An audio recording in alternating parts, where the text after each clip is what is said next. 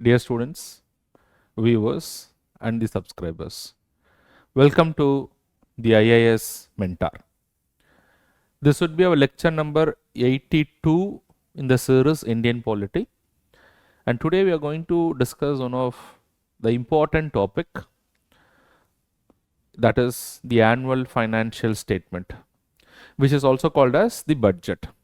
In fact, before I proceed with this particular topic, the word budget is nowhere mentioned in the Constitution. In the Constitution, if you see, the term that is used is what is called as annual financial statement. So annual financial statement is also referred to as what is called as budget. We know that every financial year, every year the budget is enacted in the parliament. So today we are going to understand about what are the constitutional provisions related to budget. In the process, we will also try to understand the step-by-step process as to how the budget is enacted in the parliament. And during the process, we will also understand what is an appropriation bill, what is a finance bill, what is a made expenditure, what is a charge expenditure, what is the difference between made and charge expenditure. So all those things will be understood as we will proceed further. As I already said, one of the important objective of this particular series is to provide a comprehensive idea for the students preparing for UPSC IAS examination with regard to the subject Indian Polity, and it will also be useful to the students preparing for other competitive examination as well. All right. So with that, we'll proceed further. We'll understand the topic of what is called as annual financial statement. If you look into the Constitution makes it very clear that who is supposed to lay down the annual financial statement in the parliament, in the houses of the parliament. It is the president who has to lay down the annual financial statement. So henceforth, you should not have any misunderstanding as to what is this annual financial statement. Annual financial statement is nothing but what is called as the budget. So who is supposed to lay that in the house of the parliament? It is the president. That is what the Constitution says. But we know the president is the head of the union executive. So therefore, the president himself can do it, or he can do such functions through his subordinates. And the finance minister is none other than the subordinate of the president of India. And hence, on behalf of the president, who usually lays down the budget in the house of the parliament, it is done by what is called as a finance minister. So if a question comes, as per the Constitution, who is supposed to lay down the budget every year or the annual financial statement, it is none other than the president of India. But on behalf of the president, other subordinates can also do that, which is usually done by the finance minister. Further, if you look into the Constitution, the Constitution clearly says that the president shall lay such report in both the houses of the parliament every financial year. So every financial year, the budget has to be presented and it has to be enacted before the start of the financial year. So it is important for us to understand as to what is a budget in the first place. So what is a budget? So budget is nothing but it is a statement of estimated receipts and expenditure. The word estimates is very important. The word estimated is very important. Why I am saying estimated is very important? Because in the budget, whenever the budget is presented in the houses of the parliament, it is only an estimated receipts and estimated expenditure. It is not the actual receipts and actual expenditure, because we may not be sure as to how much actual expenditure may be incurred in a given year. But we are estimating, we are predicting, okay, this much expenditure will be there, this much revenue we will get.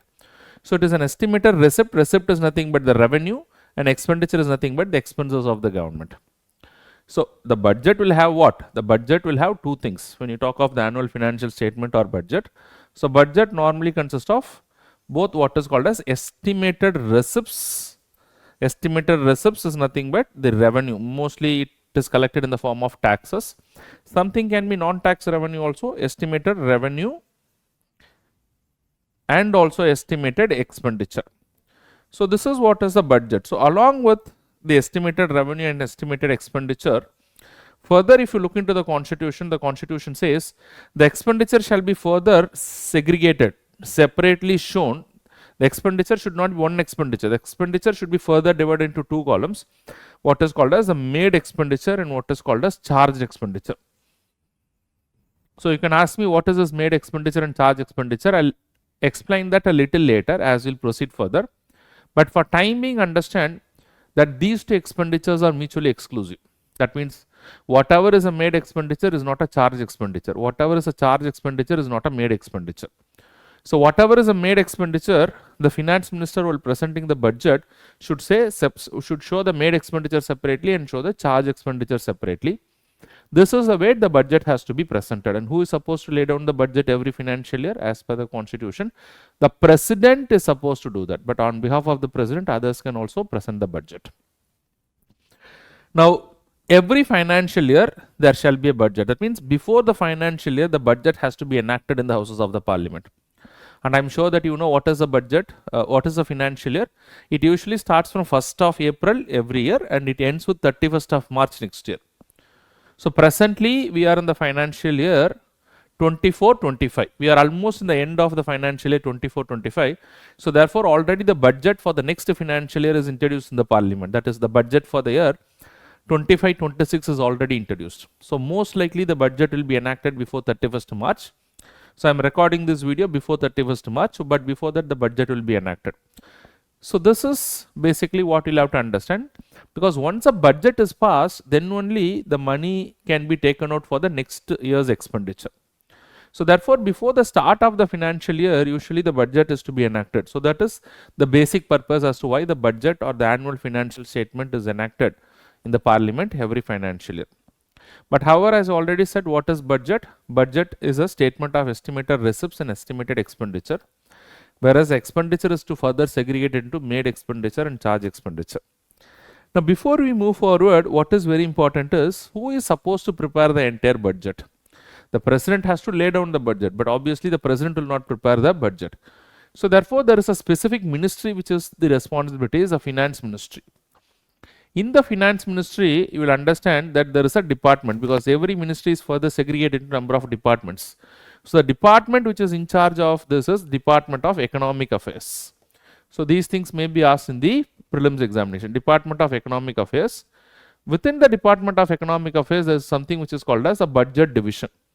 So it is a budget division, Department of Economic Affairs, Ministry of Finance will prepare the budget. And they will give it to the finance minister, and then the finance minister will lay down the budget in the parliament.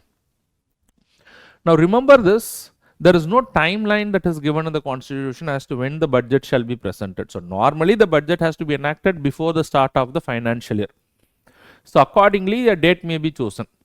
So that is the reason that the president usually summons a budget session in starting February, and usually today the conventional practice on the 1st of February the budget is introduced by the finance minister in the Lok Sabha. Now remember, as per the constitution, that the budget has to be enacted before the financial year. So depending upon that, usually the days are decided, and as a parliamentary convention today on 1st of February the finance minister introduces the budget. I am just repeating it so that it gets into your mind. Now what is very important is, while the budget is introduced on 1st of February as per the conventional practice, it is also very important that whenever the budget is presented, usually a budget speech is given by the finance minister. And the finance minister presents a budget speech usually in the Lok Sabha. The budget is introduced in the Lok Sabha, and then the finance minister gives a budget speech, an introductory budget speech. And after that is over, the budget is also presented in the Rajya Sabha. So if a question comes, the budget is presented in both the houses, yes, it is presented in both the houses. But the finance minister will not give the speech in the Rajya Sabha. The budget speech is only in the Lok Sabha, but the budget is presented in both the houses. And after that, a series of steps happens before the budget get enacted. So now let us try to understand as to when and how the budget get enacted in the houses of the parliament. That is what we are going to understand. But before we understand that, let us also try to understand as to what are these charge expenditures. I am not explaining completely what is a charge expenditure now, which I will explain later, but what are all the expenditures should be part of charge expenditure. Because whenever the budget is presented in the houses of the parliament, we understand that it should contain both revenue as well as the expenditure component, and the expenditure is further divided into what is called as expenditure made from the consolidated fund and the expenditure charged upon the consolidated fund. So it is also very important for us to understand as to what is a made expenditure and what is a charge expenditure, because when the Department of Economic Affairs, when they are preparing the budget, only when they know what is made expenditure, they can put it in the made column. What is charge expenditure, they can put it in the charge column. So from where do they get to know as to what is a charge expenditure? In Article 112 of the Constitution, it is in fact the entire annual financial statement is mentioned in Article 112. In Article 112 of the Constitution itself, there is a mention of a series of charge expenditure.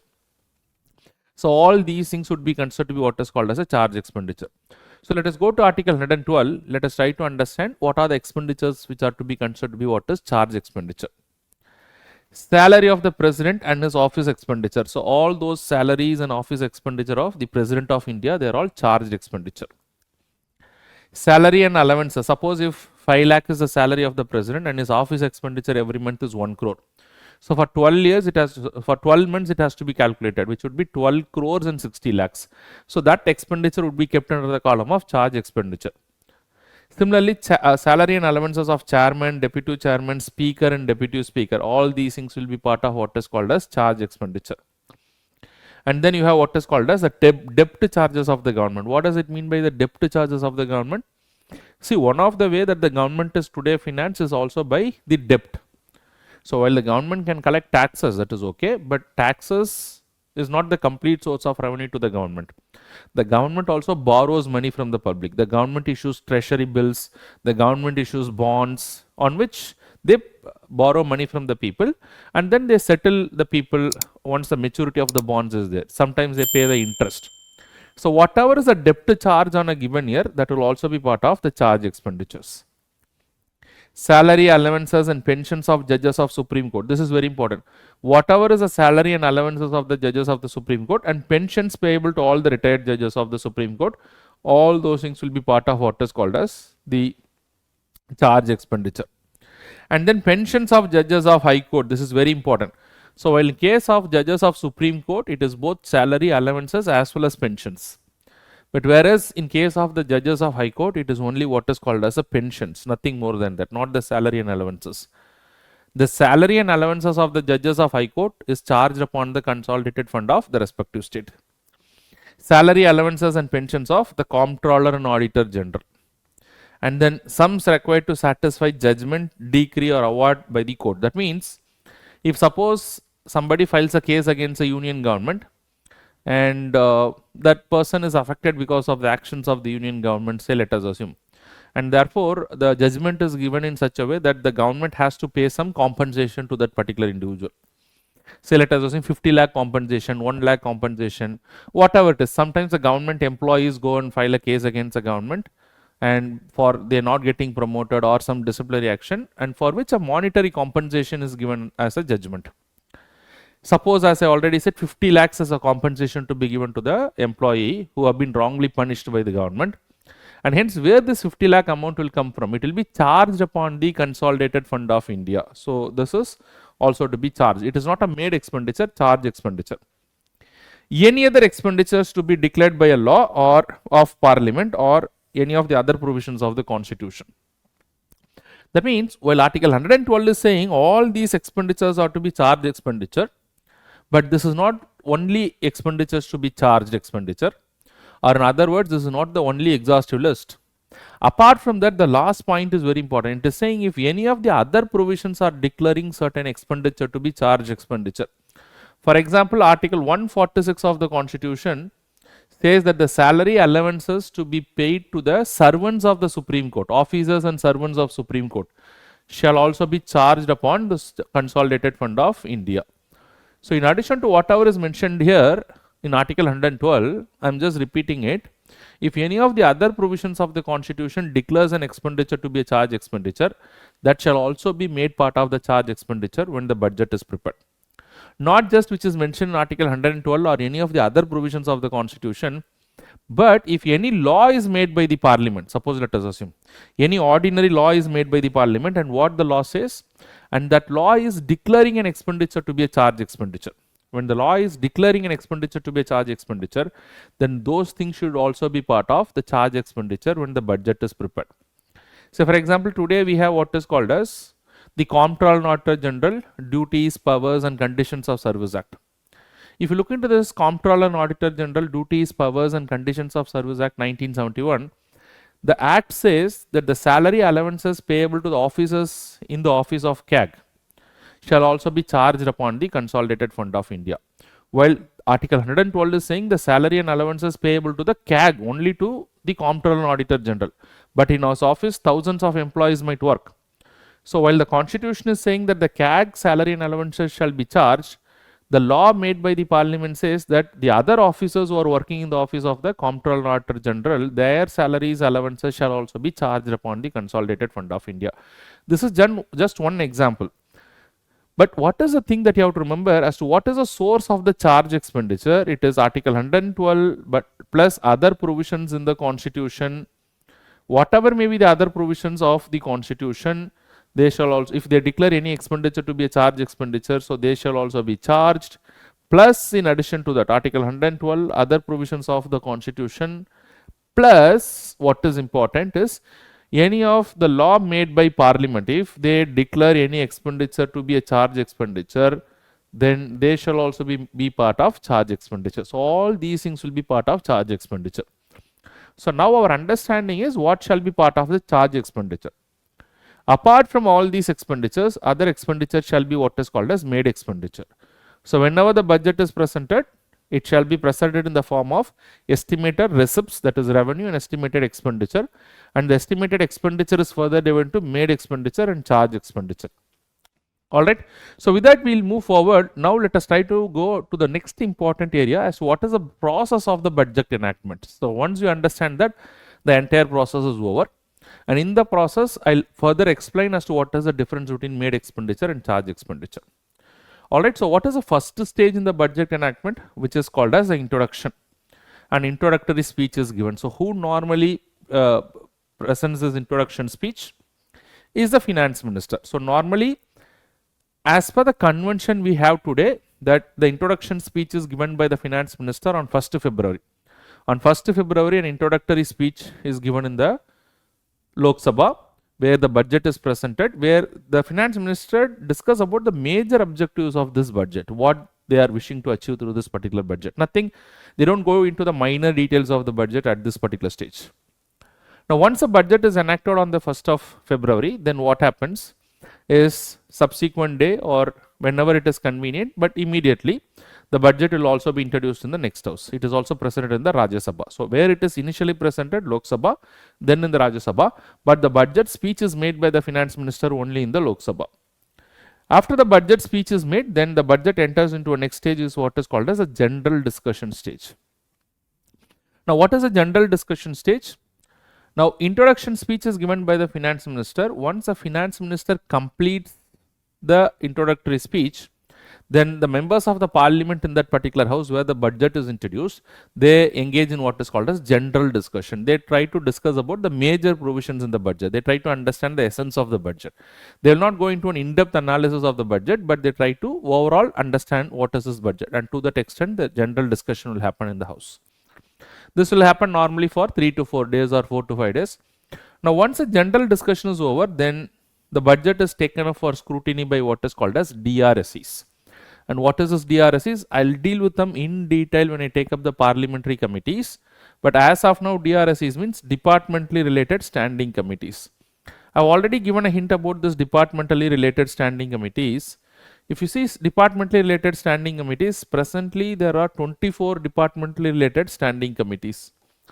So how many committees are there? 24 committees, which is further classified into 16 plus 8. So overall there are 24 committees.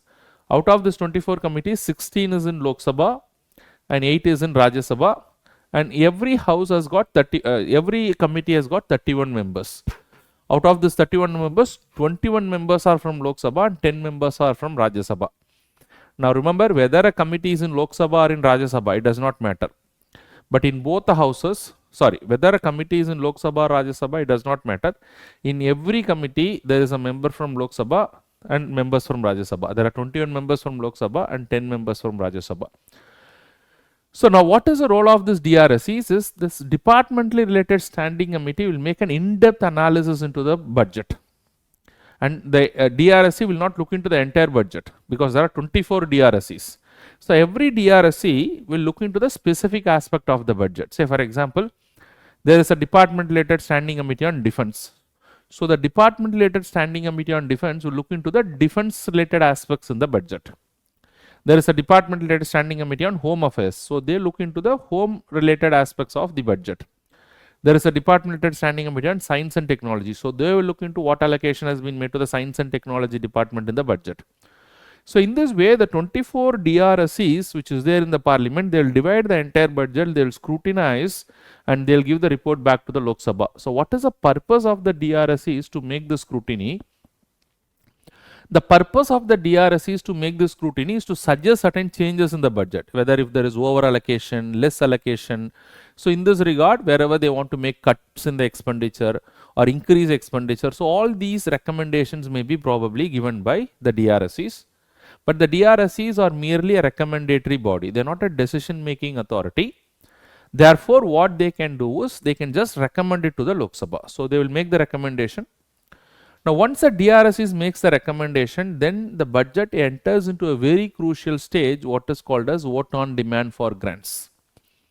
Now, first we will have to understand as to vote on demand for grants. That means budget is what? Budget is a collection of revenue as well as expenditure. And that expenditure is further divided to made expenditure and charge expenditure. Be it made expenditure or charge expenditure, try to understand. It is nothing but an expenditure. So every department has said, so budget is nothing but what? Collection of various expenditure, and then there is a revenue component also. So what will happen whenever the budget is drafted by the finance ministry before they introduce in the parliament? They will send circulars to different ministries and departments, ask what will be your expenditure for the coming financial year. So every ministry or department in the union government, they will send their expenditure in the form of what is called as a demand. So for example, if I am an official in the finance ministry, assuming if I am given the responsibility of preparing the budget, I will send circulars to all the officials in all the ministries and departments that for the next financial year, we are going to prepare the budget. So therefore, we want what is your expenditure. We want to know what will be your expenditure in the coming financial year. And the ministries officials in the respective ministry, what they will do is they will send their expenditure in the form of a demand. So for example, if the defense ministry thinks that the next financial year their expenditure will be 50,000 crores, and to that 50,000 crores they will send a demand to the finance ministry. In this way, the finance ministry will consolidate all these demands and put it in the form of expenditure. So basically, the expenditure is nothing but in the budget column, they are collection of demands which has been received from different ministries and departments.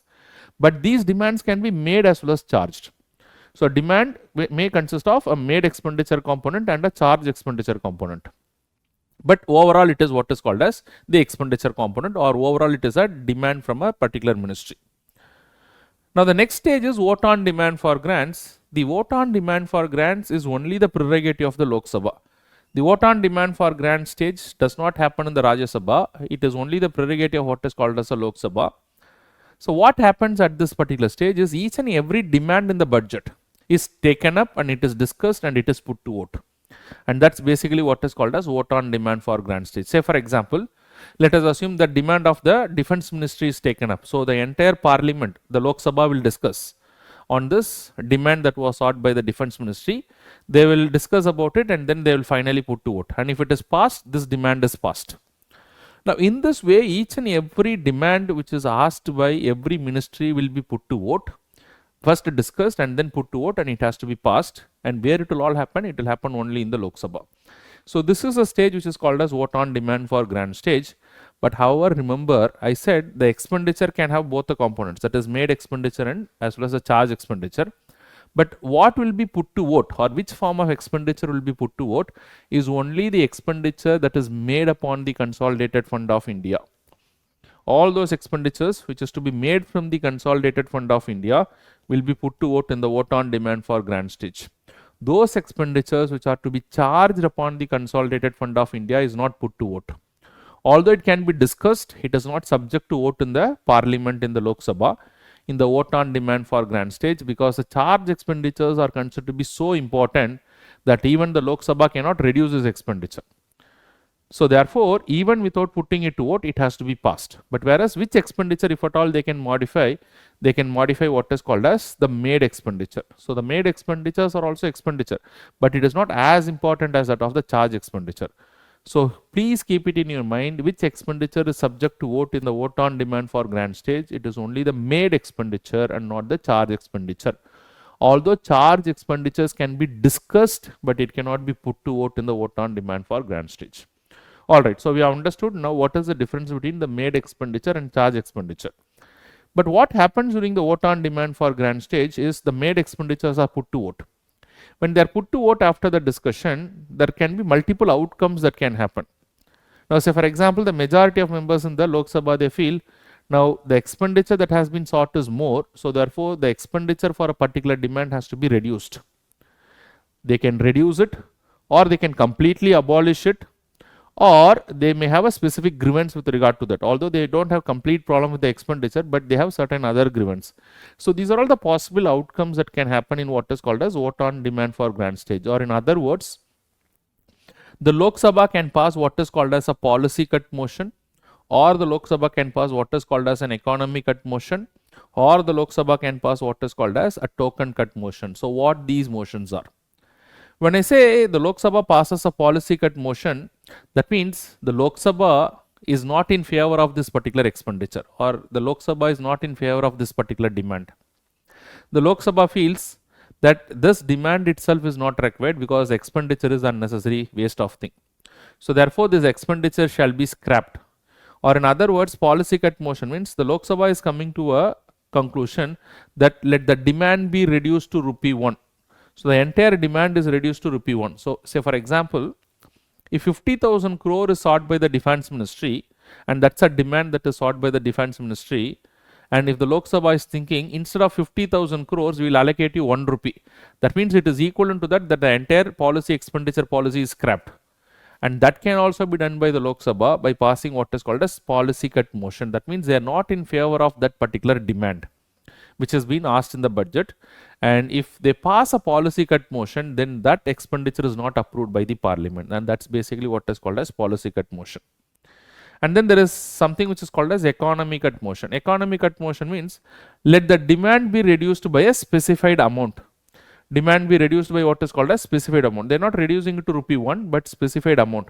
That means say for example, instead of 50,000 crores which is sought by the defense ministry, the Lok Sabha is saying we will allocate you 40,000 crores or not 50,000 crores. That means in this case they are not completely scrapping the policy, but they are reducing the expenditure. So this is basically what is called as economy cut motion. And then there is something which is called as token cut motion, where the token cut motion is let the demand be reduced by rupees 100. Reduced by rupees 100. That means instead of 50,000 crores, the Lok Sabha is saying, if the defense ministry is asking 50,000 crores, the Lok Sabha is saying, instead of 50,000 crores, we will give you 50,000 crores minus 100 rupees. So it does not make any change in terms of the expenditure. But why they are passing this token cut motion is that they wanted to speak about some grievance regarding that particular expenditure. Grievance and not in terms of allocating the money. They are okay with the allocation of money, but probably how the money is spent. Maybe they wanted to say last year this money has not been spent properly. Although the money is important and therefore we are allocating the money, but you try to spend this, you make the expenditure properly. That could be one grievance. So if the Lok Sabha has got any specific grievance on a particular matter, then they can pass what is called as token cut motion. So they can pass what? They can pass what is called as a policy cut motion, or an economy cut motion, or a token cut motion. But however, remember, all these things can happen only in case of what is called as a made expenditure, not on the charge expenditure, because the charge expenditure is passed even without a vote. So this is basically what you'll have to understand. The most important thing that you'll have to keep in your mind is, although these motions can be introduced and discussed, but none of these motions get actually passed practically during the budget session.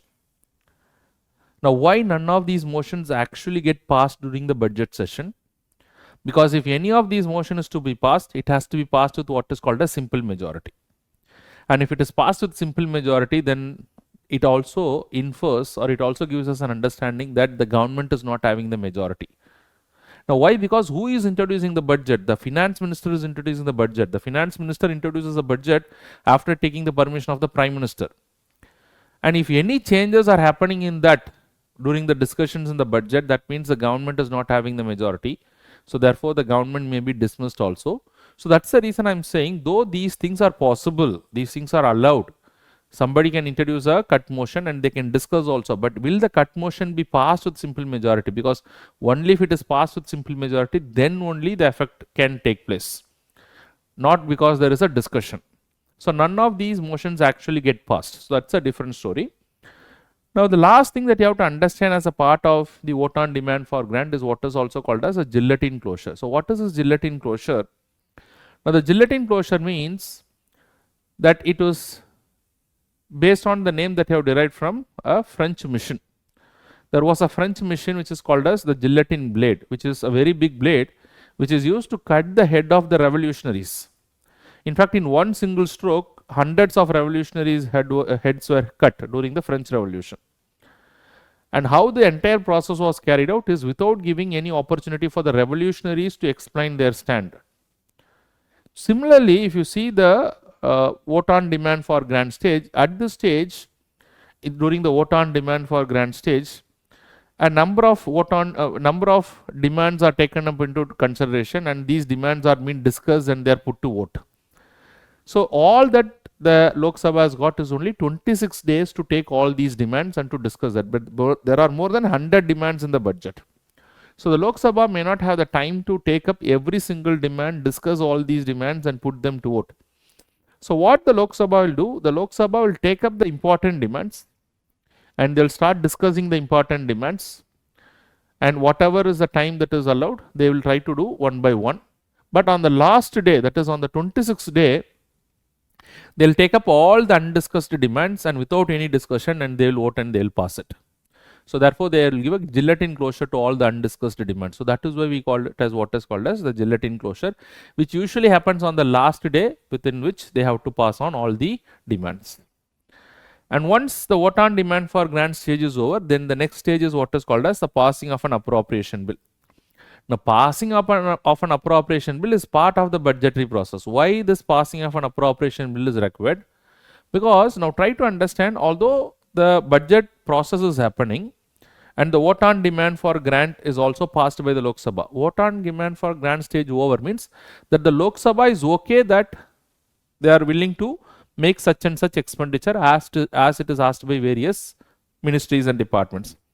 So for example, if there is a demand of 20,000 crores from the education ministry, and if the vote on demand for grant passes that particular demand from the education ministry, that is 20,000 crores, that means Lok Sabha is giving an approval, okay, you can have 20,000 crores for your expenditure. But that doesn't mean that the Ministry of Education can take out 20,000 crores from the Consolidated Fund of India, because all the expenditures of the government comes from what is called as a Consolidated Fund of India. That's a major account of the government. So vote on demand is approving, yes, we are approving that you will have 20,000 crores. We are approving that the Defense Ministry will have 50,000 crores. We are approving that the Ministry of Home Affairs will have 25,000 crores. We are approving that the Ministry of Health will have 30,000 crores. That is all okay. But will it allow the respective ministries to withdraw such money from the Consolidated Fund of India, from where all the money has to be taken for the government expenditure, once a vote on demand for grant stage is over? No. Because the Constitution says that not even a single penny, that means not even a single rupee, can be taken out of the Consolidated Fund of India without what is called as an appropriation bill. Or in other words, an appropriation bill is nothing but this is the appropriation bill. Once it is passed, it will allow the government to withdraw money from what is called as the Consolidated Fund of India. That means to withdraw money from the Consolidated Fund of India, permission is required. And who needs to give this permission? This permission has to be given by what is called as the Parliament. And how the Parliament shall give the approval? The Parliament shall give the approval in the form of what is called as an appropriation bill. So the name of the bill is appropriation bill. And what is the subject matter of this particular bill is to allow the government to withdraw money from the Consolidated Fund of India. And remember, go to Article 110 of the Constitution, where we have seen that any finance bill, that is any bill which deals with the financial matters, and if that bill is related to appropriation of money from the Consolidated Fund of India, then that would be considered to be what is called as a money bill. So therefore, although the name of the bill is appropriation bill, it will be regulated as per the procedures of what is called as a money bill. So that means once a bill is introduced, This bill, it can be introduced only in the Lok Sabha and only with the prior recommendation of the president, and once it is passed from the Lok Sabha to the Rajya Sabha, the maximum power that the Rajya Sabha has got with regard to the appropriation bill, because it's a money bill, is that they can delay it by 14 days. Okay, now the appropriation bill is passed. Now, once appropriation bill is passed, the government is authorized to withdraw money from the Consolidated Fund of India, not before that. This is very, very important. Okay, now you can withdraw the money from the Consolidated Fund of India, but first of all, you need to have money in the Consolidated Fund of India. There need to be receipts. Once you fill your account with fund, then you can withdraw the money from your account. So, how do you fill your account? In the form of what is called as taxes. And as per the constitution, not even a single penny can be collected as a tax without a law. The law has to authorize the collection of taxes. So, for that purpose, to authorize to collect the taxes and to credit that money into the Consolidated Fund of India, and another bill that is introduced is what is called as, sorry, the name of this particular bill is finance bills. Just make a small correction. Name of this particular bill is finance bill. So, the first is appropriation bill, next is passing a finance bill. But what is the name of the bill is finance bill, but what does it deal with? It deals with collection of taxes and the receipt of such taxes into the Consolidated Fund of India. So, we already seen that any finance bill which deals with the receipt of taxes and the collection of taxes and receipt of such money into the consolidated fund, that is an item under Article 110 of the Constitution. That's a subject matter in Article 110 of the Constitution. So, therefore, this is also regulated as per the procedure of what is called as money bill. So, remember, both the passing of appropriation bill and the passing of the finance bill, with which the budgetary enactment gets over, both are regulated as per the procedure of what is called as money bill. So, therefore, in both the cases, what is the maximum power in the hands of the Lok Sabha is, maximum power in the hands of the Rajya Sabha is that they can delay the passage of the bill by 14 days. So, now try to quickly understand as to what are the various process. Now, once the passing of finance bill is over, the budget enactment is done. So, therefore, it is done. After that, the budget enactment is done and the government can start withdrawing money from the Consolidated Fund of India for the next financial year. So, the first stage is the introduction stage. The next stage is what is called as general discussion stage. The introduction stage happens in the Lok Sabha and then with an introductory speech, and later the budget is also introduced in the Rajya Sabha. Then goes a general discussion stage. After that, what is called as the referral to DRSEs, and once that is over, vote on demand for grant stage. In the vote on demand for grant stage, which demand is voted is only the made expenditure, not the charge expenditure. And then after that, passing of the appropriation bill, which is regulated as per the procedure of money bill, and then passing of finance bill, which is also regulated as per the procedure of money bill. And once that is over, the entire budget enactment is done, and then subsequently the government can withdraw money from the Consolidated Fund of India. They can credit the tax money into the Consolidated Fund of India. The budget enactment is over for the next financial year. So, this is basically what you'll have to understand. But before I close the discussion, one important thing that I have to tell is, now see the entire process that I talked about, the entire process has to be completed before 31st of March of a particular year. Because 1st April, the next financial year will start.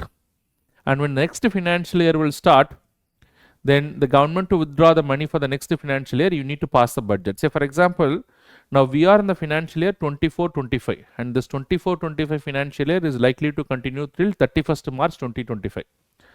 Until 31st March 2025, whatever the expenditure is needed for the government, it is already approved by the budget. We already enacted the budget beginning 2024. But however, the next financial year 25-26 will start from 1st April 2025 and it will go on till 31st March 2026. So, once the 1st April 2025 will come, if there is any expenditure for the government cannot withdraw the money from the consolidated fund unless and until the budget is enacted for this particular financial year, which is the process that is happening right now.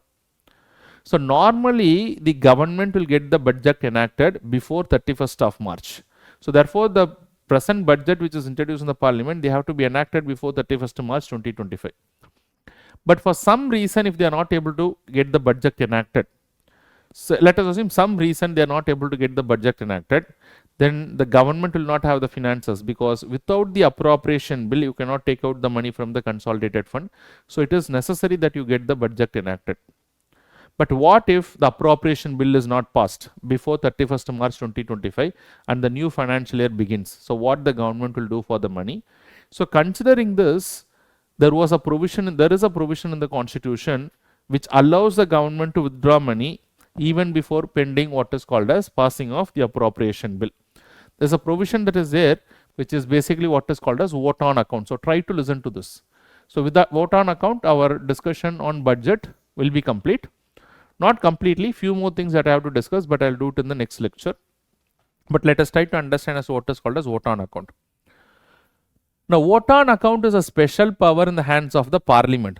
In whose hand this power is there? This is a special power in the hands of the parliament that authorizes the government to withdraw money from the consolidated fund of India even before passing the appropriation bill. That means I said if they wanted to withdraw money from the consolidated fund of India, it can happen only after the passage of the appropriation bill. But even before passing the appropriation bill, there is a tool which is called as vote on account, which allows the government to withdraw money if a financial year has started but the appropriation bill is not started. It authorizes the government to withdraw the money from the consolidated fund of India. But how much maximum expenditure can be withdrawn? It is 1/6 of the expenditure in the budget or 2 months of expenditure. It shall be maximum 2 months of expenditure or 1/6 of the total budget expenditure. That is the maximum they can withdraw before the passing of the appropriation bill. So this is the first condition. The second condition is provided the general discussion is over. Provided at least the general discussion stage is over. So these two conditions has to be satisfied. At least the general discussion stage is to be over. And if not the general discussion stage is over, at least the general discussion stage should be over. And if the general discussion stage is over, then if the appropriation bill is not passed, then they can withdraw money. And how much money they can withdraw in advance? That is maximum 1/6 of expenditure or 2 months of expenditure. So this is what is basically called as vote on account.